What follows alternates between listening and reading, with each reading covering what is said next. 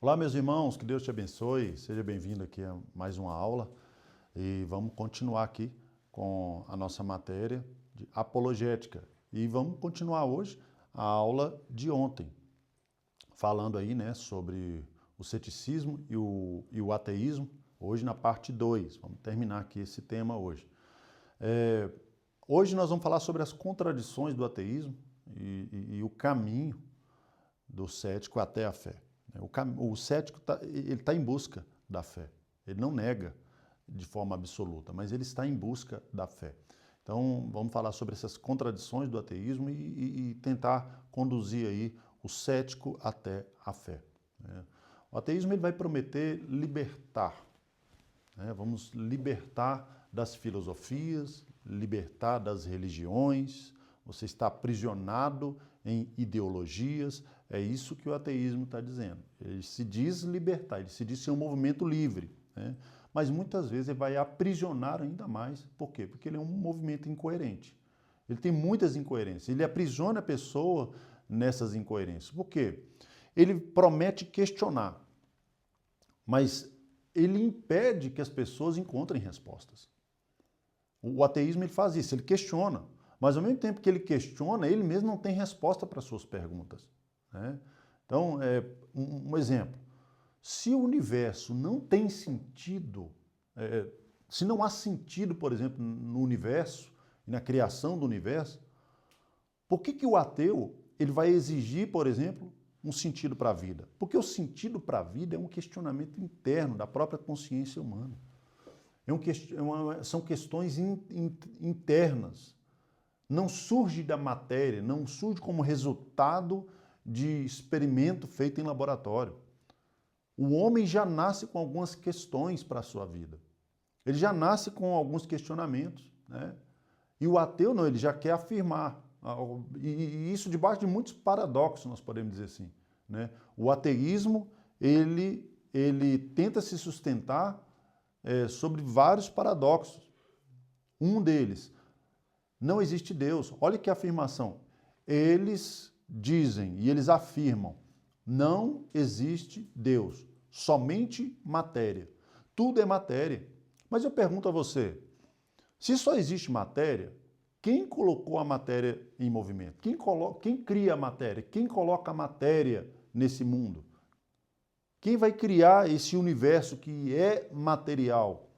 Outra coisa, de onde vieram as leis universais que não são materiais, elas são imateriais, mas são racionais e são presentes. Todos nós, nenhum de nós podemos negar que elas existem. Algumas leis que são universais. Outra coisa, se é só matéria que existe, por que eu confio na razão humana? Que em alguns momentos é fruto apenas vamos dizer assim, do ego de muitas pessoas, né? E outra coisa, se eu confio na razão humana, se ela como diz muitos ateus, se ela é fruto de um acaso cego, como pode? Então, assim, o próprio ateísmo ele acaba se autodestruindo, porque ele precisa de fundamentos, de respostas para esses fundamentos que ele levanta, mas esses fundamentos só existem se Deus existir. Eles estão totalmente atrelados à existência de Deus. O caminho do cético, por exemplo, ele já é sincero, porque ele pode levantar aí algumas dúvidas, como nós falamos ontem, né? Demos aí o exemplo de Tomé, que queria uma evidência. Quando ele busca a evidência, ele encontra a fé em Cristo, certo? Porque o próprio Cristo, ele não condenou a forma que Tomé busca encontrar a fé. Você pode encontrar a fé de duas formas, sem e com evidências. Sem evidências você pode encontrar fé, mas pode encontrar também com evidências. Tomé não cria, mas quando Jesus chega e se apresenta, a fé chegou. Ele não precisou, ele ouviu, e a Bíblia vai dizer que a fé, ela chega, ela vem ao coração através do ouvir. Ele ouviu e não creu. Esse seria o melhor de Deus. Mas a fé chega no coração dele quando ele vê. E ele se prostra e diz, Senhor meu e Deus meu. Nicodemos, ele vai, no capítulo 3 de João, ele vai se apresentar a Jesus à noite. Ele começa a fazer alguns questionamentos para Jesus. E ao questionar Jesus, o que ele vai encontrar? Ele vai encontrar a verdade. Era um cético que encontrou com a verdade. Se ele levou adiante essa fé, a Bíblia não vai relatar. Mas ele encontra a verdade, ele encontra a fé. Então, assim, o ceticismo, quando ele é sincero, ele pode, sim, ser a porta para a fé, ele pode encontrar a fé. Mas o ateísmo ele está fundamentado em alguns princípios que principalmente vem se desenvolvendo aí, principalmente com a ciência moderna e as novas ideologias que têm surgido, né? Mas ele precisa ser desmontado. E você desmonta ele porque essa questão do ateísmo se apoiar apenas no naturalismo, nas evidências, isso é facilmente desmontado com algumas perguntas. Exemplo, eles trazem eles fazem algumas perguntas que eles mesmos não conseguem responder. Mas há uma pergunta que nós podemos fazer, algumas perguntas que nós podemos fazer para desmontar o ateísmo, que se baseia no naturalismo, por exemplo. Exemplo, se tudo veio do nada, como diz o próprio ateísmo acredita nisso, né? Que a matéria veio do nada. Aí eu pergunto a você, como o nada gera algo? Eu estou dizendo que o nada que gerou alguma coisa, isso não é uma realidade? Não. Nós cremos assim também, que o mundo, o cosmos, o universo, ele veio a existir do nada. E nós sabemos que o nosso Deus é um Deus que traz à existência as coisas que não existem. Somente Deus é que vai preencher esses requisitos, certo? Mas se tudo veio do nada, eu pergunto para o ateu, como nada pôde gerar algo? Ele precisa responder. Por isso que eu digo que ele mesmo entra em contradição. Outra coisa, a origem da moralidade. Existe um padrão existe uma moralidade, não existe? Mas se não há Deus, quem é que define o que é certo e errado, como é o que nós temos falado aqui nessas aulas? Outra coisa é a origem da consciência humana.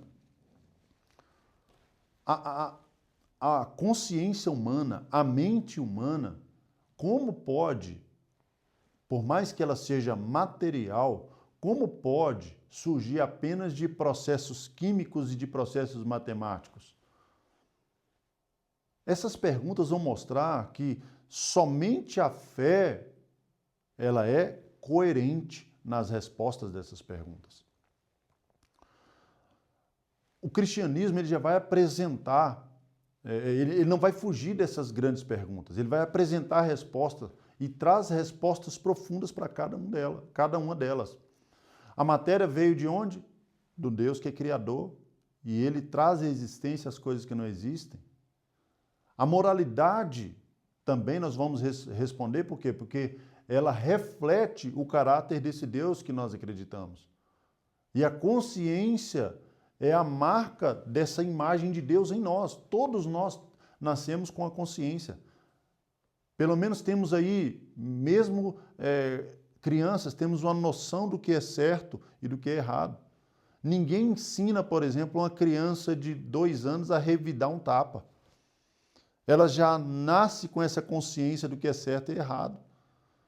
Ela já quer combater o erro. Então, já nasce com essa consciência. E o Evangelho não vai responder isso apenas intelectualmente. Ele vai transformar, o Evangelho, ele vai transformar o indivíduo. Ele vai transformar, ele vai trazer soluções práticas para esses problemas. O ateu vai perguntar assim, você não acredita em Deus. O ateu vai afirmar, eu não acredito em Deus. Ele afirma. Mas Deus, ele ele cria um ambiente para trazer o ateu e para trazer qualquer um outro que esteja distante dele. E a nossa missão como cristãos é provar que esse Deus existe e ele quer se manifestar. Então, o ateu, ele vai perguntar, qual que é a causa da... Ele vai dizer que a matéria não existe, mas nós vamos perguntar, qual que é a causa da matéria? Nós falamos isso na última aula. Qual que é a causa do tempo? Lembra que nós falamos na última aula? Existe uma causa, por exemplo, do espaço? Sim, existe. Porque Deus é quem criou todas essas coisas. Mas ele é também pessoal, ele também se revela. Ou seja, é uma causa que não é impessoal. Ele se revela nas leis da natureza, nas leis da física, nas leis da ciência. Então ele é poderoso. Ele traz à existência tudo do nada. E isso fala de um poder que nós não podemos imaginar. E o ateu, ele vai, diante de tudo isso, ele vai trazer aí algumas perguntas. Exemplo, diante de tudo isso, ele vai perguntar assim, se Deus criou a matéria, se Deus criou tudo, quem criou Deus? É uma pergunta que acredito que você também já ouviu. Nós cremos num Deus eterno. E eternidade é aquele que não tem início e não tem fim. Deus, ele é eterno. Como nós respondemos isso? Deus é eterno. E não adianta alguém tentar perguntar como que eu vou explicar isso. Por quê? Porque eternidade é um atributo só da divindade. Só ele é eterno. Ele não se enquadra dentro da categoria daquilo que é das coisas que são criadas.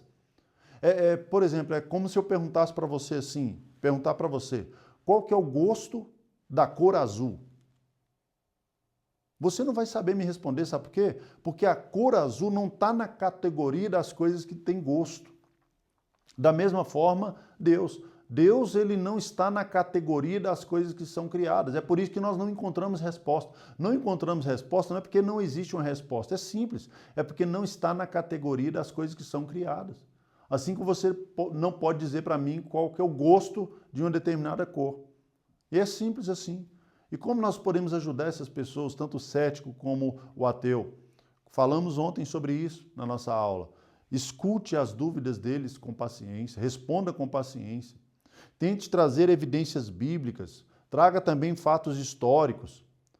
Estude, valorize a dúvida das pessoas. Só assim nós vamos conseguir provar que a fé não é um salto no escuro, mas é a resposta e ela tem fatos claros e objetivos para responder aí ao ateu e ao cético. Amém? Que Deus te abençoe e amanhã estaremos aqui com mais uma aula aqui da matéria de apologética.